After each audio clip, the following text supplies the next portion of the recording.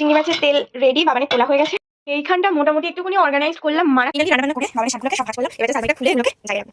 পাতিয়ে দিয়েছি এখানে ব্ল্যাঙ্কেটটা, আর এটাকে মেলে দিয়েছি, জল এখনো ঝরছে। অ্যান্ড এই হচ্ছে আমার নতুন আবিষ্কার। Hi guys, good morning, welcome back to my Bangla blog channel. I hope তোমাদের আজকে ব্লগটা দেখতে ভালো লাগবে। তো চলো আজকে ব্লগটা স্টার্ট করা যাক। আজকে অনেক দিন পর আবার ছাদ থেকে স্টার্ট করছি। বাজে 9:30।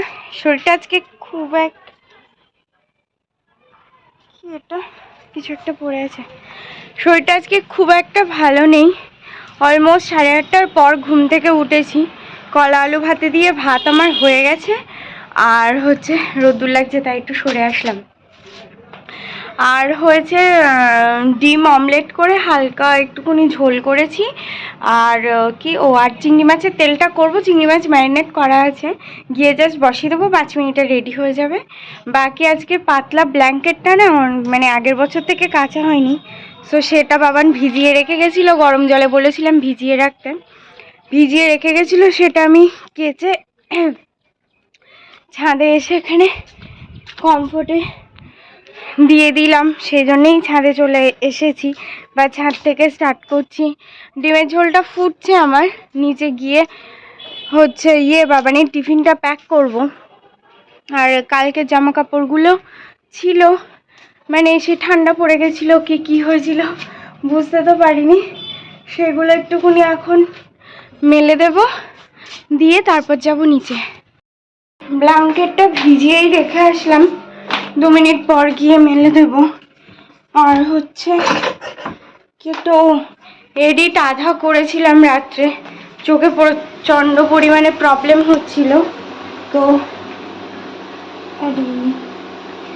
সেই জন্য এডিটটা কমপ্লিট আমি করিনি। কেমনটা লাগছে এ বাবা, এরকম আলোটা এরকম হয়ে গেছে কেন? 1 মিনিট, এবার ঠিক আছে। তো এডিটটা আধা আমার হয়েছে, দেখি ঝোলটা নামিয়ে বাবানের টিফিনটা প্যাক করে, না ঝোলটা নামিয়ে আমি আগে করে আসবো, ব্ল্যাঙ্কেটটা মেলে দিয়ে আসবো। ব্ল্যাঙ্কেট না, সো শুকাতে একটু টাইমই লাগবে। আর এখানে আমার ডিমের ঝোল হয়ে গেছে, আর এখানে চিংড়ি মাছটা ম্যারিনেট করা আছে, জাস্ট এবার বসিয়ে দেবো, 5 মিনিটে হয়ে যাবে। এখানে ভাত আলু কলাই, বাবা সরটা আমি খুলিয়ে নি, 1 মিনিট মানে এটা ঠিক করে নিই। চিংড়ি মাছের তেল রেডি, বাবানের তোলা হয়ে গেছে, বাসনগুলোও ধোয়া হয়ে গেছে। 10:05, এখন বসবো আমি এডিট করতে। করে এডিট কমপ্লিট, আর এডিট করতে করতে আমি একটু কর্নফ্লেক্সও খেয়ে নিলাম। এখন ফোনটাকে একটু চার্জে বসিয়ে আমার না উপরে একটুকুনি কাজ আছে, বলছে ছাদটা একটুকুনি ঝাঁট দেবো, আর দিয়ে এই যে ব্ল্যাঙ্কেটটা এখন ইউজ করছি, এই ব্ল্যাঙ্কেটটা একটুকুনি রোদ খাওয়াবো। তো এখন যাচ্ছি আমি ছাদে, ফোনটা চার্জ হোক, তারপরে এসে আমি আপলোডে বসিয়ে দেবো। থেকে ওই ঝাঁটাটা আমি বানিয়ে নিয়েছি, নইলে বড় ঝাঁটা আমি ধরতে পারি না হাতে, সিরিয়াসলি। আর এই কাঁথাটা কাচতে হবে বলে এই কাঁথাটা পেতে দিয়েছি। এখন আমি নিচে যাচ্ছি ব্ল্যাঙ্কেটটা আনতে, এর ওপরেই দিয়ে মানে আর কি রোদ্দুর খাওয়াবো। পাতিয়ে দিয়েছি এখানে ব্ল্যাঙ্কেটটা, আর এটাকে মেলে দিয়েছি, জল এখনো ঝরছে। এইখানটা মোটামুটি একটুখানি অর্গানাইজড করলাম, মারাত্মক বাজে অবস্থা হয়েছিল। কাজকর্ম মোটামুটি কমপ্লিট, যেটা হয়নি সেটা হচ্ছে বিছানা গোছানো। তো এখন আমি বিছানাটা তাড়াতাড়ি গুছিয়ে ফেলি। 11:30 বাজে, বাবান বেরিয়ে গেছে, বাসনপত্র মোটামুটি মাজা হয়ে গেছে, ঘরবাড়ি ঝাঁটা দেওয়া হয়ে গেছে। তাড়াতাড়ি কাজ করছি, কারণ এরপরে কিছু একটুখানি নিজের জন্য করার ইচ্ছা আছে, তো সেই জন্য আজকে ফটাফট করে নিচ্ছি। আজকে বলেছিলাম ঝুলটুলগুলো ঝাড়বো, কিন্তু এটা একটা ব্যাড ডিসিশন হবে, কারণ আমার একটুখানি অ্যালার্জি ভাব অলরেডি হচ্ছে। এবার এর মধ্যে যদি ওইটা করি তাহলে ব্যাস, আই এম জাস্ট ডান। তো আজকে আর ওটা করবো না, কালকের জন্যে আই থিঙ্ক রেখে দেব। কালকে যেহেতু বৃহস্পতিবার, তো রান্না বান্নার অত বেশি কিছু ঝামেলা নেই, ডাল আলু ভাজা কিছু একটা সামথিং করে নেব। আর হচ্ছে এখন ওটা নিয়ে ভাবছি না, যদিও এখন আমি বিছানাটা ক্লিন করি। 11:30 বেজে গেছে, তো আগে পাবলিশটা করে নিয়ে তারপরে বিছানাটা গোছাবো।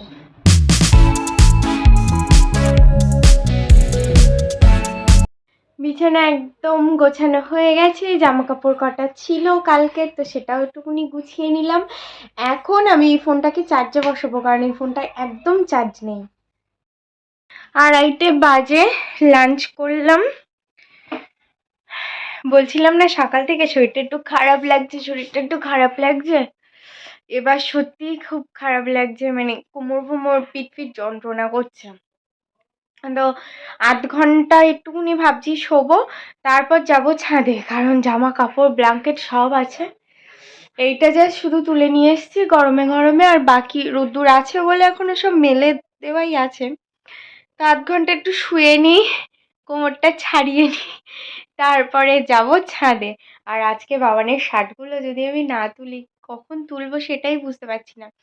দেখছি, করতে তো হবে, আর ইচ্ছা আছে আজকে করব, সো দ্যাট ঘরটা একটু ফাঁকা হয়। এই কুর্তিটাও কাচার ইচ্ছা ছিল, বাট খেয়াল নেই অ্যাকচুয়ালি হয়ে উঠছে না। এটা যদি গরমকাল হতো সারাদিন ধরে কেচে দিলাম, সারাদিন ধরে শুকালো, বাট আসলে রোদ্দুরটা আমাদের বলেছি না যে একদম মোটামুটি এখন তো 7:30টার দিকেই রোদ্দুর চলে আসে। তো এই 12টা 1টা হার্ডলি 1টা পর্যন্ত হয়তো একটু থাকলো, শীতকালে এমনি রোদ্দুরের জোর কম, তারপরে কাচলে একটু মানে ব্যাপারটা একটু খারাপ হয়ে যায়। এনিওয়ে এখন একটুখানি রেস্ট নিয়ে নিই।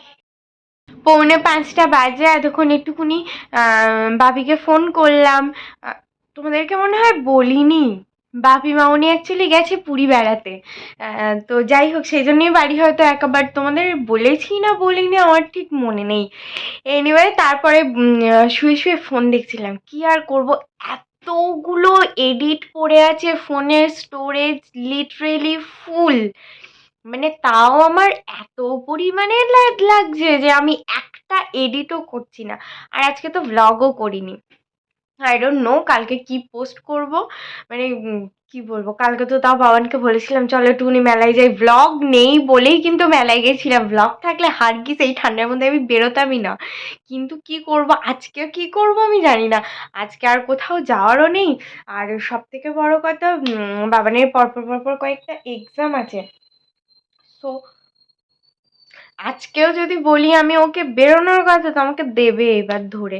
আর সিরিয়াসলি আমারও বেরোতে ভাল লাগছে না, এই ঠান্ডার মধ্যে মনে হচ্ছে লেপের মধ্যে চুপচাপ বসে থাকি। পাশে একটু কাকুদের বাড়ি যাবো ভেবেছি, সরি, পাশে একটু কাকুদের বাড়ি যাবো ভেবেছিলাম, তাও হয় না। সে ভালোই লাগে না আর মানে ব্ল্যাঙ্কেটের মধ্যে দিয়ে বেরোতে। এনিওয়ে আজকে আসলে একটু কলা ভাতে দিয়েছিলাম তো সকালে, আর কলা ভাতে দিলে ভাতটা কিরকম কালো কালো মতন হয়ে যায়, so I don't like that. সেই জন্যে অল্প করে চাল নিয়েছিলাম যাতে সকালটা আমাদের হয়ে যায়। আর সেরকমই এখন এই কটা মতো আছে, এই কটা এক্সট্রা হয়েছে, তো যাক থাক, রেখে দিয়েছি। আর একটুখানি ডিমের ঝোলও রেখেছি, বাবান খেলে খেয়ে নেবে, নইলে আমি খেলে খেয়ে নেবো, ডাজন্ট ম্যাটার। আর রাত্রে ভেবেছি বাড়ি থেকে একটুখানি চাল এনেছিলাম, দেরাদুন রাইস ছিল, তো আমি মাকে বললাম মা নিয়ে যাই চালটা, বলে নিয়ে এসেছিলাম। হাত ব্যথা হচ্ছে। আর এখানে এসে দেখি 3টে ক্যাপসিকাম আছে, আর আগের দিন 2টো গাজর নিলাম। তো ওইগুলো দিয়েই ভাবছি একটু ঘি গরম মশলা দিয়ে মানে পোলাও করব না ফ্রাইড রাইস করব কিছু জানি না, দুটো মিক্সড করে কিছু একটা করে নেবো। ইয়ে আমি কি করেছি, সকালের একটু পরে বাবান বেরিয়ে যাওয়ার পর চালটা ভিজিয়ে রেখেছিলাম। তো তারপরে লাঞ্চ টাঞ্চ করে সেই চালটাকে আবার পোলাওর মতন একটুখানি ঘি আর গরম মশলা একটু লবণ দিয়ে আবার মেখে রেখেছি। আচ্ছা, তারপরে সেই গাজর ক্যাপসিকাম ওগুলো এখনো যদিও চপ করিনি, করবো এবার। ওই যা হোক একটা দুটো একসাথে মিশিয়ে কিছু একটা করে নেবো, এরকমই প্ল্যান আছে। তো এখন যাই ওগুলো মানে সমস্ত কিছু পিল করে পরিষ্কার করে ধুয়ে আমি গুছিয়ে রেখে দিয়েছি, সো দ্যাট এখন আর জলে অতটা না ভিজতে হয়। তো এখন যাই ওগুলো একটুখানি চপ করে নিয়ে দেখি ভাজি কি করব, আমার কিছু মাথাতে আসছে না, যা হোক কিছু একটা করবো। ফাইনালি রান্নাবান্না করে বাবানের শার্টগুলোকে সব ভাঁজ করলাম, এবার জাস্ট আলমারিটা খুলে এগুলোকে জায়গায় রাখবো। অ্যান্ড এই হচ্ছে আমার নতুন আবিষ্কার। বেসিক্যালি পোলাওর সাথে ভেজিস অ্যাড করে দিয়েছি। অ্যাকচুয়ালি কি করেছি বলো তো, আসলে মানে ভাতটা যদি আমি ঠিক করে না নামাতে পারি এটা ওটা ভেবে, এইসব ভেবে ভাবলাম না, আমি পরিমাণ মতো এক্স্যাক্ট জলটাই দেব। আর হচ্ছে তার আগে যেমন বাসন্তী পোলাও ম্যারিনেশনটা হয়, ওরকম আদা, একটু ঘি, একটু গরম মশলা দিয়ে জাস্ট চালটা ম্যারিনেট করে রেখেছিলাম। দেন আমি পোলাও হিসাবেই কুক করেছি চালটাকে। আর তার আগে আমি একটুখানি ক্যাপসিকাম ছিল আর একটু ক্যারেট ছিল, সেগুলো একটু ভেজে নিয়েছিলাম। আর একটা ডিমও ওর সাথে একটুখানি জাস্ট স্ক্রাম্বল করে নিয়েছি। নিয়ে পোলাওটা যখন মানে হ্যাঁ অল ডান, হ্যাঁ অল ডান, পুরো যখন পারফেক্টলি কুকড হয়ে গেছে রাইসটা, তখন আমি ওইগুলোকে জাস্ট একসাথে দিয়ে মিক্সড করে ওপরে একটুকুনি চিনি, লবণ আর একটু গোলাপ জল দিয়ে নামিয়ে নিয়েছি, ব্যাস। অ্যান্ড আমার টেস্টি টেস্টি ডিনার একদম রেডি। এখন বাবান বাড়ি আসলে ডিনারটা করে নেব। আরেকজন বাড়ি এসে গেছে, তো এখনই ডিনারটা করে নেব। আর হচ্ছে দেখি আমার নতুন আবিষ্কার কিরকম কি হয়, কিরম লাগে না লাগে। একটা নতুন কিছু আবিষ্কার করে ফেললাম, বলি না এইসব আমার মাথার মধ্যে ঘুরতে থাকে। পোলাও আর ফ্রাইড রাইস মিক্সড করে কি বানিয়ে ফেলেছি, নামটা কি দেওয়া যায়? Fried pulao, something like that. তো দেখা যাক আউটকাম কি হয়। আসুক আরেকজন, তাকে দিয়ে টেস্ট করাই, দেখি কি বলে বাবু। ডিনার করা হয়ে গেছে আর খুব একটা খারাপও লাগেনি, মোটামুটি ঠিকঠাকই ছিল। তোমরা চাইলে ট্রাই করতে পারো, ভালো লাগতেও পারে, এটাই বলবো। Well that's all for the day. I hope তোমাদের আজকে ব্লগটা দেখতে ভালো লেগেছে। যদি ভালো লেগে থাকে please do like, share and subscribe the purple paradise. আবার দেখা হবে কালকে with a brand new blog. Till then tata, bye bye, good night.